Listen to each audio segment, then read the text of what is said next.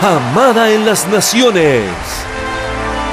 Recibamos con gozo al Consolador, al único mediador entre Dios y los hombres, Jesucristo hombre, y sus palabras inefables. Abba Padre. Oye, y hablando de acomodando lo espiritual a lo espiritual, si por ejemplo alguien te dice el tribunal de Cristo, ¿qué tú piensas con la mente natural? ¿Tú piensas en un juez, en un fiscal, en un jurado? Porque la mente es así. Entonces Pablo decía, porque todos compareceremos ante el tribunal de Cristo. ¿Verdad que decía así? Entonces Juan, porque Juan quería aparecer mejor que Pablo. Entonces Juan dice, el juicio del trono blanco. Porque ese es con la mente natural. Vamos a verlo bíblicamente. Segunda carta a los Corintios, capítulo 5, verso 10.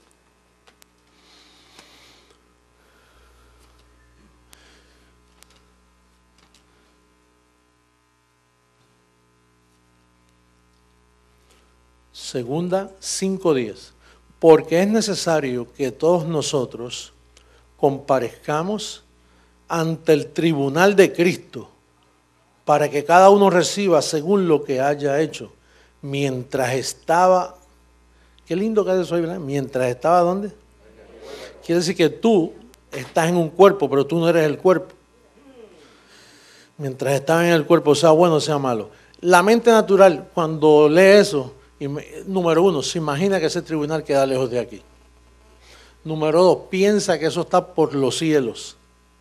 Y número tres, que te van a sacar en cara varias cosas que están escondidas. Digo, la mente natural. Pero Pablo dice que tú tienes que acomodar lo espiritual a lo espiritual. Entonces, con lo espiritual, tú no vas a ver un tribunal. Tú lo que vas a ver es este púlpito. Sí, porque aquí es donde se te aprueba lo bueno y lo malo. ¿Cuántas cosas tú interpretabas mal y desde que te sientas aquí tú dices, oye, yo estaba mal, eso no era así? ¿Y dónde tú lo aprendiste? En el tribunal de Cristo.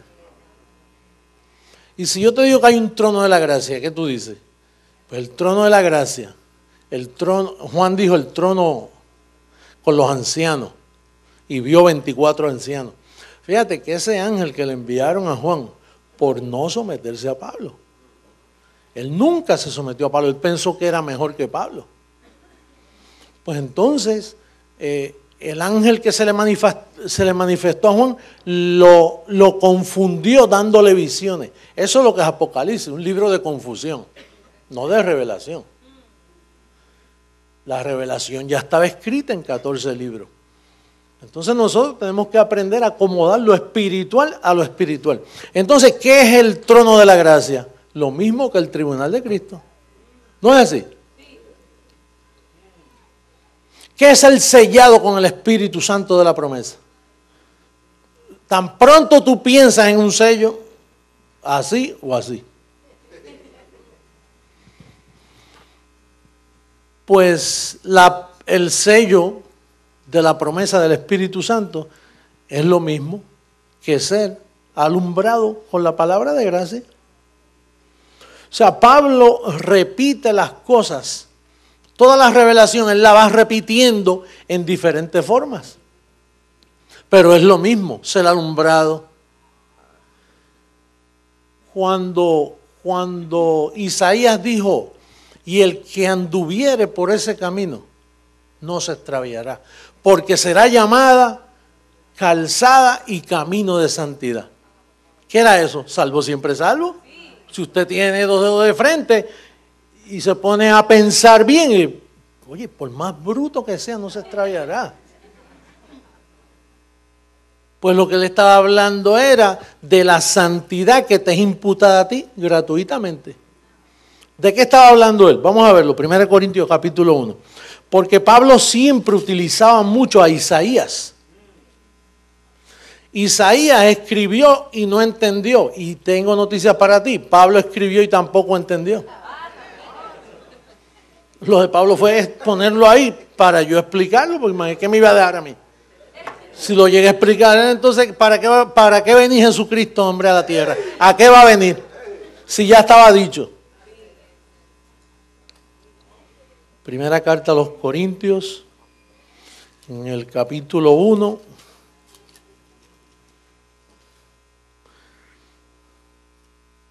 En el verso 30, ¿qué dice?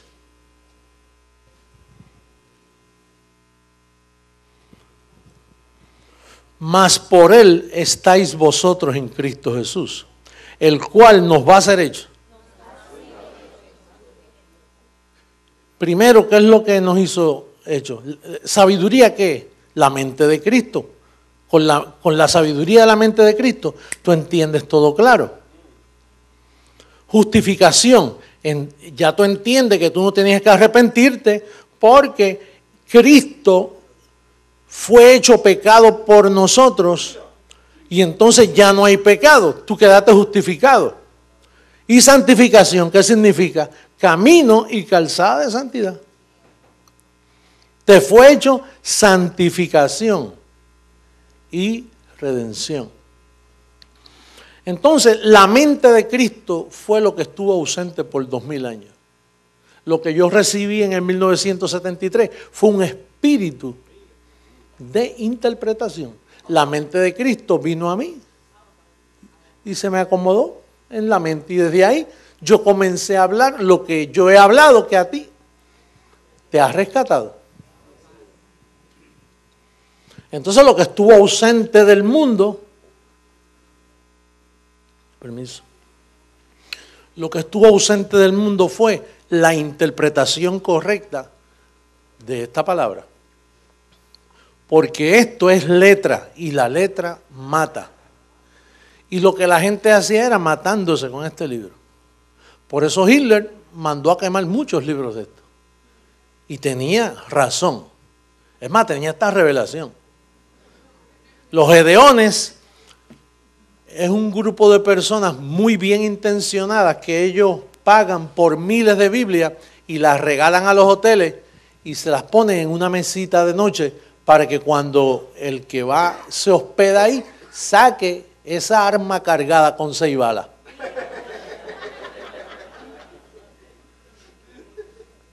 Entonces la persona inocentemente ve la Biblia y la coge. Y como él no conoce, es más, él no sabe, porque él es un indocto. Un escriba docto mete las manos aquí en el tesoro y de ese tesoro hay cosas buenas y cosas malas. Y como usted es un escriba docto, usted viene, saca lo bueno. Pero el pobrecito lo que tiene son problemas en su cabeza, va al hotel y saca la pistola. Y mete la mano en el cofre. Y entonces en vez de sacar lo bueno, lo primero es que saca lo malo. Porque lo malo en este caso tiene 39 libros. Y al tener 39 libros, se va al Viejo Testamento. Y él metió la mano y dice, déjame leer aquí. Y Jehová castigó al pueblo con lepra.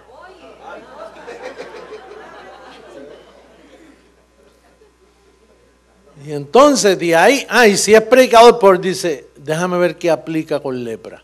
Hermano, ¿cuántos leprosos hay aquí? No tiene que ser lepra carnal, puede ser una lepra espiritual que tú tienes. Quizá tú has estado pensando últimamente en cosas malas. ¿Quién no piensa en cosas malas? Si este cuerpo es un cuerpo de muerte que todos los días piensa cosas malas. Los disparates que tú sueñas. Si tú te pones a pensar en esos disparates que tú sueñas, tú no vas a tener paz en tu vida. ¿Para qué está la mente de Cristo en ti?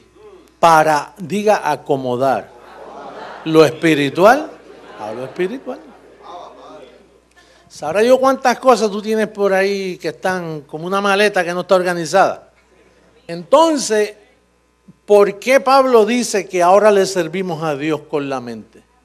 No es con el cuerpo, porque el cuerpo tuyo no se sujeta a la ley de Dios, ni tampoco puede, aunque trate.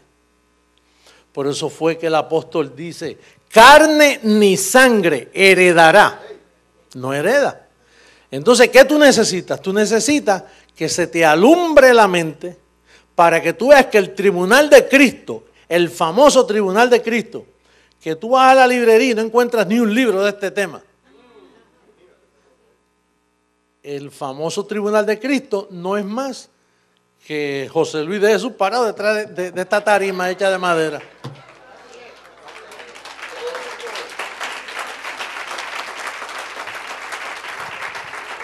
Porque a Dios no le interesa una tribuna, a Dios lo que le interesa es tu mente. Y entonces una vez la palabra llega a tu mente, te hace feliz. Y ahí tú comienzas a servirle a Dios con tu mente. Qué fácil hizo esto el Señor. La palabra, la que nadie te puede quitar. Entonces, cuando el apóstol Pablo dice, lo vil del mundo escoge Dios para avergonzar lo fuerte, Él siempre escogerá personas que se sienten, porque la mente va a descubrir quién tú eres. La mente te va a revelar quién tú eres y te va a decir, mira, tú no eres bueno, en ti no mora el bien. Ahora, que vas a comparecer para responder por lo bueno o por lo malo, claro, tienes que comparecer. Por ejemplo, Pablo ya compareció. El apóstol Pablo dijo, el juez justo que me dará la corona de justicia. ¿Y quién le dio esa corona de justicia a Pablo? A Pablo nadie lo reconoció en 2000 años. Es más, yo escuché un teólogo en Puerto Rico hace varios años. Escuché un teólogo que vivió en Jerusalén estudiando el arameo, el griego. Y él concluyó en una conferencia que dio en Puerto Rico, concluyó que Pablo lo tildaban de loco. Y muchos han dicho lo mismo, Pablo se contradecía. Pero ¿quién era el primero que hablaba así de Pablo? Los 11 apóstoles. Los 11 apóstoles nunca estuvieron de acuerdo con Pablo. Se alegraron de la conversión de Pablo. Dice, mira, el que nos perseguía, dice que tuvo un encuentro. El problema es que él no llegaba donde Pedro ni donde los ancianos. Dice, oye, pero ¿por qué no pasa por acá? Se fue para Arabia. ¿Y qué él hace en Arabia? Dice, está encerrado en un monte por allá. ¿Y en qué monte está? Pues donde le dieron las tablas de la ley a Moisés. Él está allí. ¿Y qué? ¿Que él se cree que es otro Moisés? Y allí se les revelaba a Dios y él escribía estas cosas. Y cuando las escribía, que los apóstoles se enteraban, 3 años después subió a Jerusalén para ver a Pedro. Pero en 3 años ya tú tienes mucha revelación. Ya Pablo venía cargado de dinamita. Y cuando vio a Pedro, que se reunió con él 15 días, Gálatas 1:18, dice que él se reunió 15 días con él. En esos 15 días, vamos a verlo porque yo veo caras ahí que me... Gálatas 1, ¿dónde está? Míralo ahí. Después, pasado 3 años, subí a dónde. ¿Y por qué espero 3 años? Hágase pregunta, use la mente de Cristo, ayúdeme. Mire, oye, ¿por qué esperó 3 años para subir a Jerusalén? ¿Para ver a quién? ¿Y por qué a Pedro? Él todavía no estaba de condenar ahí. Ahí Pedro hasta ahora estaba bien. Pero ¿por qué tuvo que esperar 3 años? Dime una cosa, si tú tienes un encuentro con Dios y en ese encuentro tú te vas a Jerusalén y de momento tú ves una sinagoga judía y preguntas por Dios, yo quiero saber de Dios, ¿qué te van a hacer en esa sinagoga? Te van a judaizar, porque ellos interpretan a Dios a través del judaísmo. Y si tú te metes aquí en la calle 8 de Miami y encuentras una iglesia que dice Camino de Santidad, o Iglesia la Nueva Jerusalén, la luz del mundo, y tú has tenido un encuentro con Dios que tú dices, me pasó algo tremendo, y de momento tú buscas una iglesia y te metes ahí, ¿qué religión te van a meter en esa iglesia? Pentecostalismo. Y si te vas para Atlanta, Georgia, y de momento tienes una experiencia en el hotel y háblame de Dios, se aparece un bautista del sur. Y si tú estás en Utah y tienes una experiencia con Dios, y de momento tú ves un edificio bien grande así, y te metes allí, ¿qué tú vas a hacer? Un mormón. Y si estás en Brooklyn, Nueva York, entonces te haces un testigo de Jehová.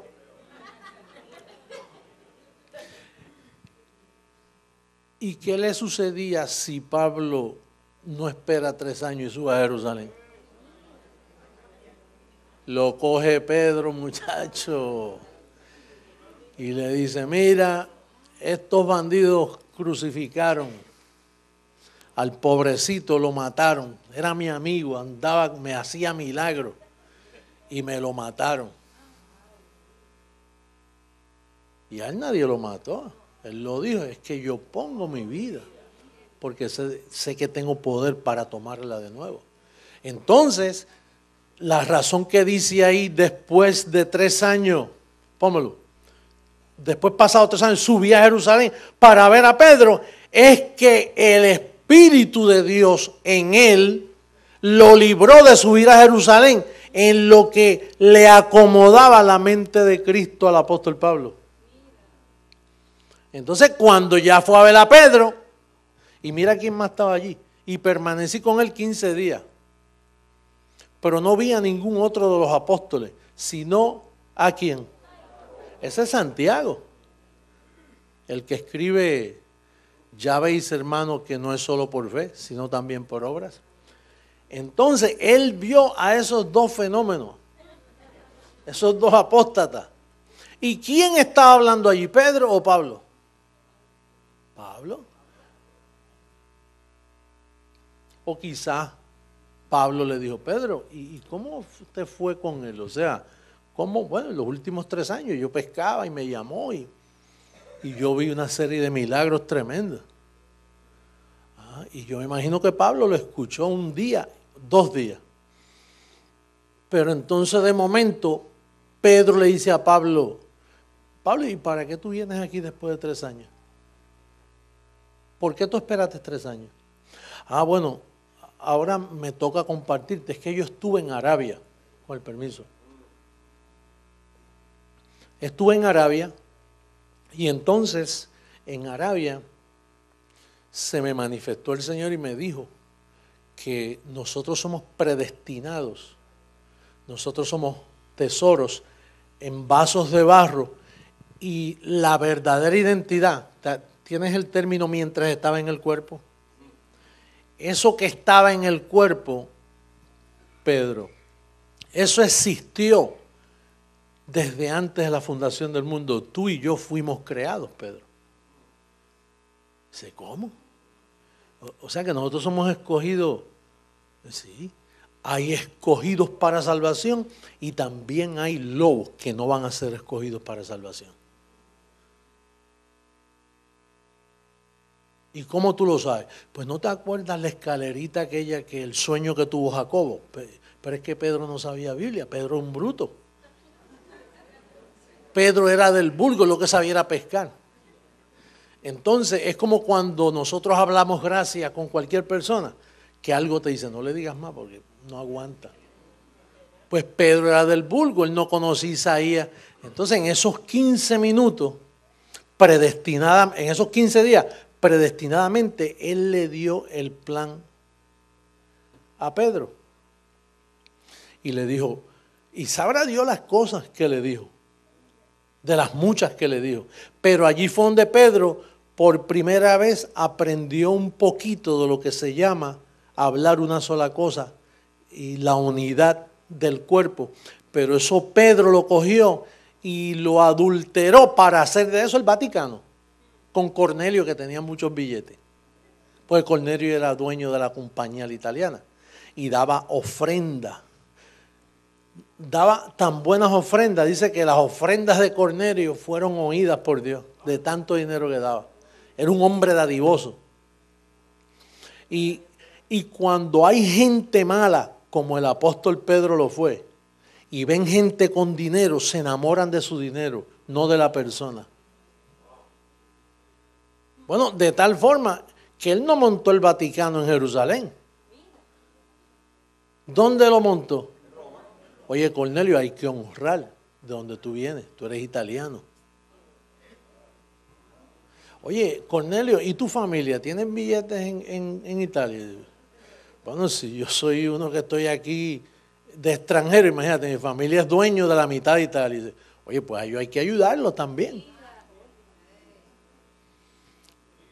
Pedro era un vientrudo, una persona que... Y tú tienes que tener cuidado porque eso existe. Hay personas que se enamoran de ti por lo que tú tienes, no por lo que tú eres. Si te ha pasado o te está pasando, es bueno para que aprendas. Porque tú tienes que conocer todo tipo de ser humano para darle ejercicio a tu mente. Tú necesitas que te traicionen, tú necesitas que hablen mal de ti. Tú necesitas confiar en alguien que tú le dices cosas que espero que no se las digas a nadie y que las diga. Tú necesitas de todo.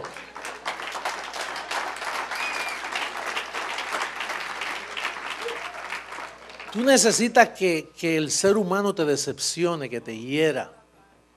Tú no has tenido ese privilegio de tener personas así. Eso es un privilegio cuando tú tienes personas falsas a tu lado. Cuando alguien te tilda de algo o te malentiende.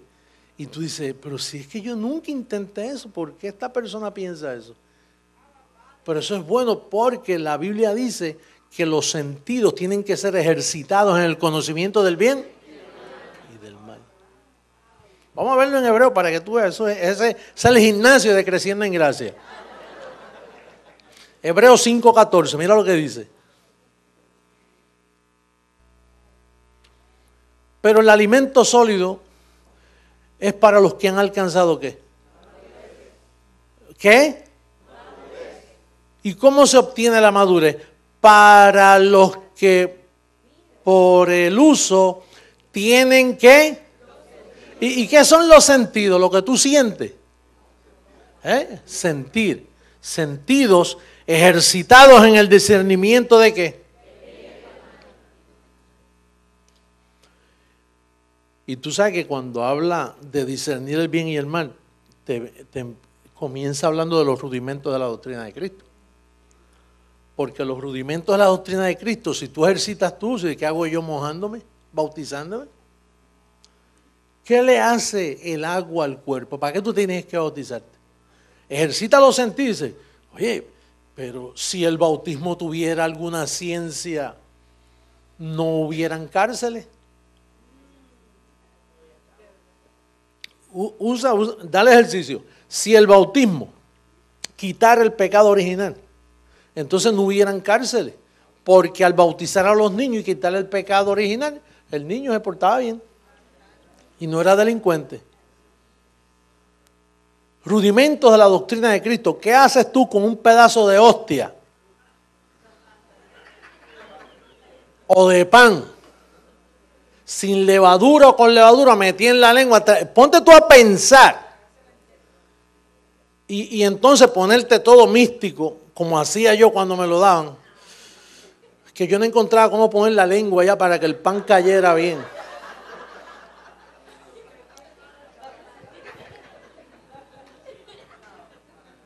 Y entonces cuando me daban el jugo de uva y la sangre del pan, uy. Y yo venía y me bebía.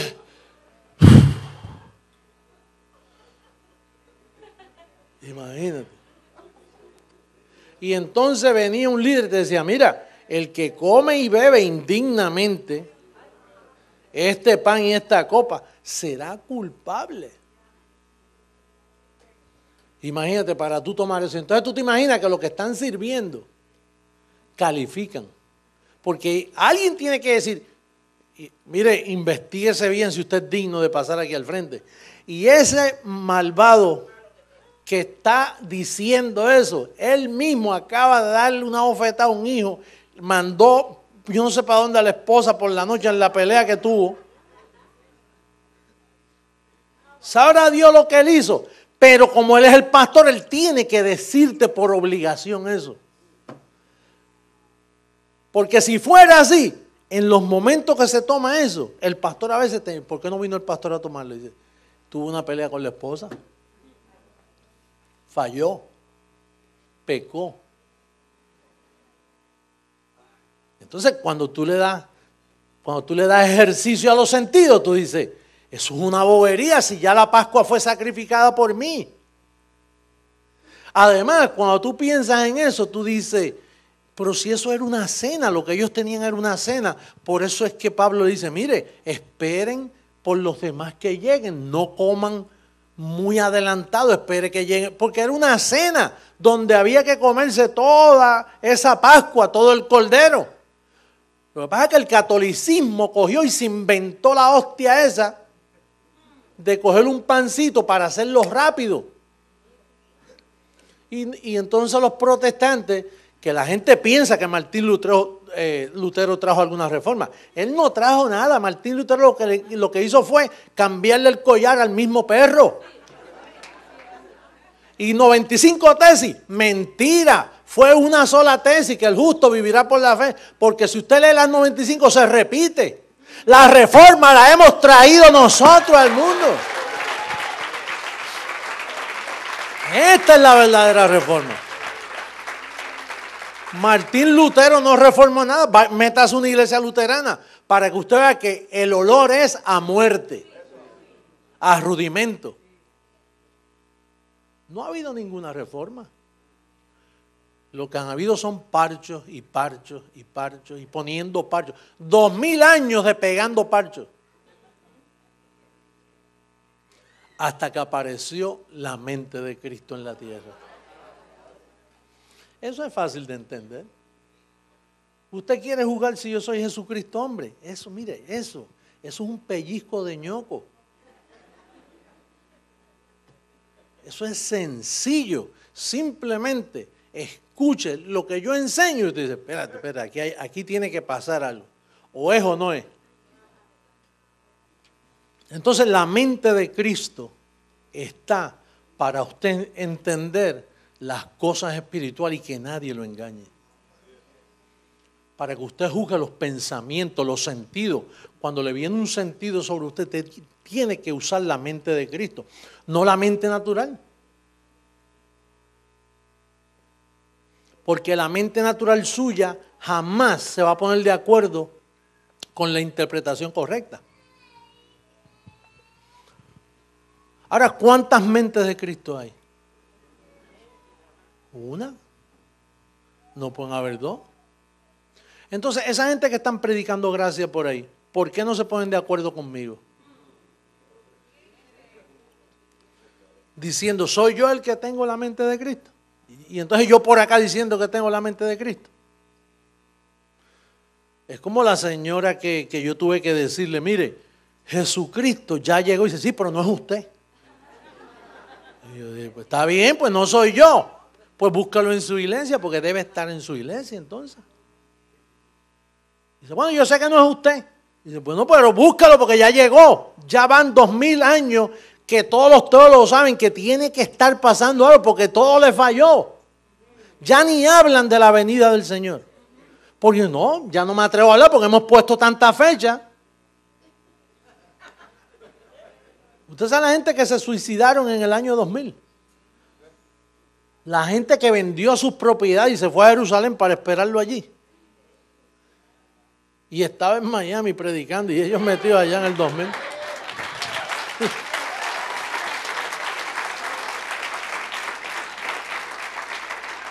Yo le dije, pues mire, búscalo en su iglesia. Ahora, si habla de pecado, no es él. O sea, es que el pastor mío dice que estamos en pecado a veces, pues no es él. Si habla de pecado, y si habla del diablo, no es él. Y todo el mundo habla del diablo. Si practica los rudimentos, la doctrina de Cristo, no es Él. Y todo el mundo predica de los rudimentos.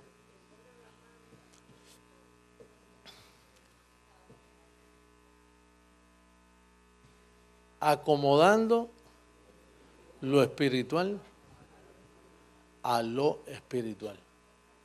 Usted tiene que acomodar las cosas correctamente para que le vaya bien, para que prospere, para que ande en sanidad.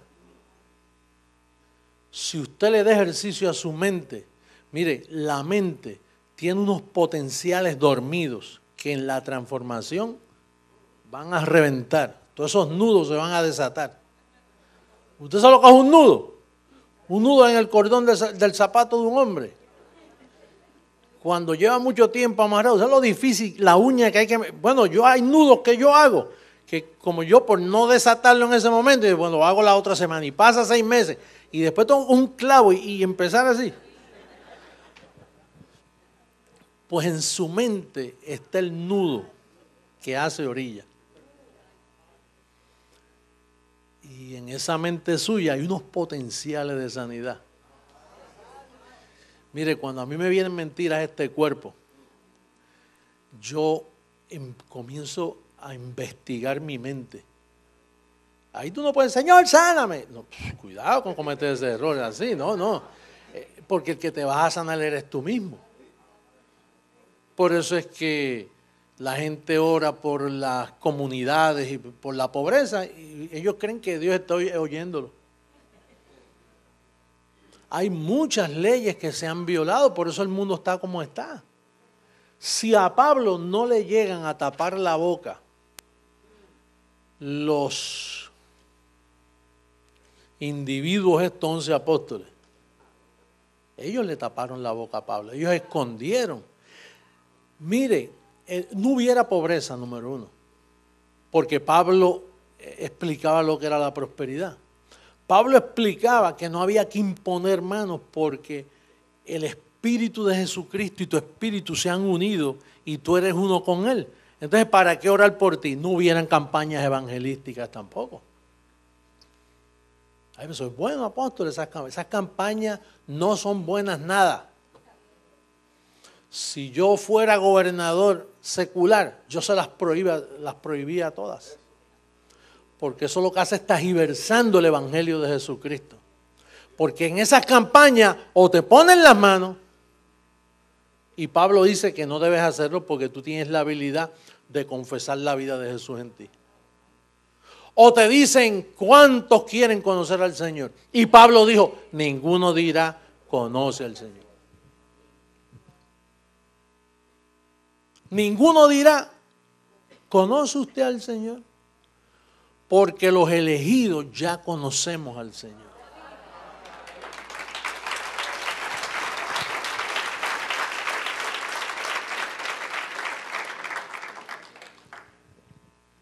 Los elegidos ya conocen al Señor. Por eso cuando yo voy a un sitio y veo a una persona que el Espíritu me da testimonio, yo comienzo a ministrarle lo que ya es. Y tú sabes que cuando Cristo murió, usted quedó perfecto con una sola ofrenda. Ese es el verdadero evangelismo. Buscar a la gente y decirle lo que ya tienen. No decirle lo que no tienen para ponerle condiciones. Si te arrepientes, Dios te va a perdonar. Él ya viene perdonado, bendecido. Él ya está justificado. Si es oveja. Si no es oveja, ni pierdas el tiempo con él. Pero como tú no le ves lana, ni le ves colmillo, tú tratas a todos como ovejas. Y entonces la palabra es la que decide en dónde la palabra va a hacer reposo en ella. Hermanos, estamos delante de la reforma más grande que ha tomado lugar sobre la faz de la tierra. Los medios lo dicen. Ellos desconocen lo que yo le hablo. Periodistas, personas entendidas, cuando yo le hablo, ellos desconocen. Nunca hemos oído eso. No hemos oído eso. Pero está escrito Está escrito, pero nunca lo habíamos oído. Sí, porque es que la fe no viene por el leer.